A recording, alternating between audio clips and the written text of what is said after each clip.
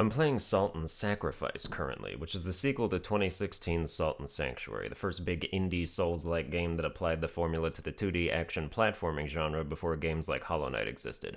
Salt and Sanctuary was my 2016 Game of the Year, in a top 10 list that for some reason forgot to include XCOM 2 and unfortunately hadn't yet played Civilization 6.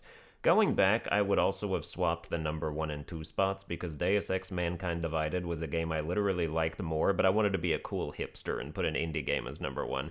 Anyway, I'm playing a Souls-like game again so soon after Elden Ring, and it's really compounding some personal issues I am discovering that I have with the formula. For example, I don't think the Souls-like staple of place OP enemy in the beginning just a fuck you trope is cute anymore. It just makes me mad for no reason. Like, yeah, I get it, I'm under-leveled, under-equipped, and I just started the damn game. Congratulations on laying me out for free, what's your point? Haha, this proves that our game is hardcore. No, it doesn't if I'm just gonna fight that boss again later when I'm appropriately outfitted and demolish it. That's like if you walk up to somebody randomly in the street and shoot them in the head and go, "Ha, you didn't stand a chance against me." Like, no shit, that other dude didn't even have a gun, you're just a bully. A very psychotic, murderous bully. But 15 hours from now, that dude you killed is gonna come back with endgame armor and a bazooka and blow you sky high. If the point is to create an underdog scenario to give you a slow burn sense of accomplished revenge throughout the playthrough, I say it's not worth it. I don't go through the game thinking, man, I can't wait to fight that boss again when I'm stronger.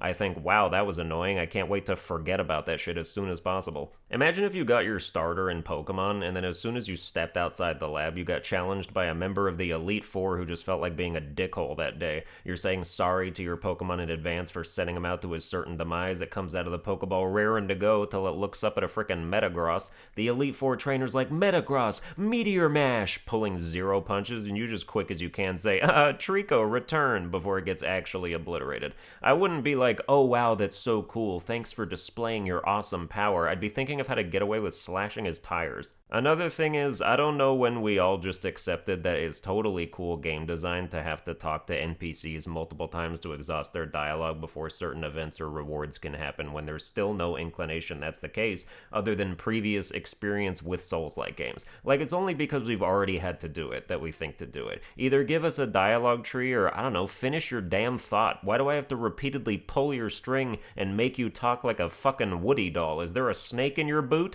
Is this town not big enough for the two of us? Who poisoned the water hole? It's second nature to anyone who's played Souls games to the point where we do it in every game now. A character stopped talking, better talk to him again just in case, they might have more cackling to do.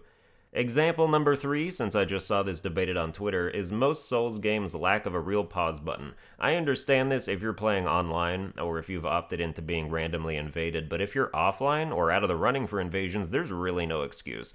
People will grasp at the flimsiest of straws to defend anything they perceive as From Software's vision, like, oh, not being able to pause is part of the hardcore nature of the game, or it keeps you immersed in the experience. Like, bro, if I have to take a fat dookie in real life, my immersion is already broken. My character isn't the one doing the potty dance in his chair right now. That's all me, baby. I'm going to go to my IRL bathroom and sit on my IRL toilet. It would be nice if my non-IRL character didn't get ganked while I was in there for no good reason. If From Software purposely implemented a bug that systematically crashed the game every 30 minutes like clockwork, people would defend that shit as a feature. You started a boss fight on the 29th minute? That's on you, bro. Why are you complaining? Just play around it.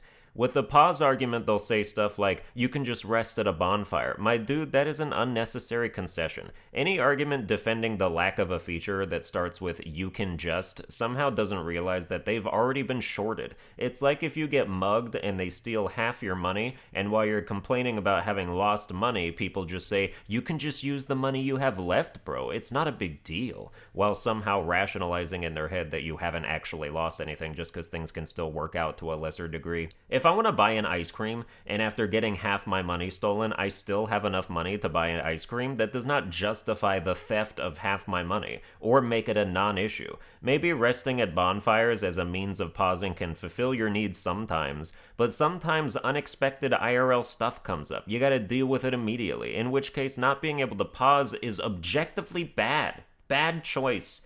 Not being able to pause is bad. Only being able to pause sometimes is bad. It's bad. If you have two games and one of them lets you pause and one doesn't, the one that does, in fact, let you pause has a better pause system. Well, it doesn't matter to me because I've never been interrupted playing a game in my entire life. Well, congratulations on your solitary confinement, but your argument sucks nuts. If you don't want your immersion broken by a pause button, then just don't press start ever. Make a personal decision to treat the start button like it's coated in anthrax. Don't press it, and you can be immersed as all hell. You can forget you're even a human being and mentally whisk yourself away to the land of dragons and conscious sludge monsters, but give the rest of us a pause button when we need it. Our feature wouldn't affect you, but your lack of a feature affects us. And it's not like it's extra bonus nonsense. It's not a game journalist god mode. It's a goddamn pause button. One of the most stapled features in the history of video games, right up there with the main fucking menu. Don't act like it's totally unreasonable to want that. From Software can do or not do whatever it wants. Yes, and I'm sure you'll be riding their dick on every step of their journey, come what may. If they start shilling NFTs, you'll be all over it. Actually, these ones are kinda cool. What a joke.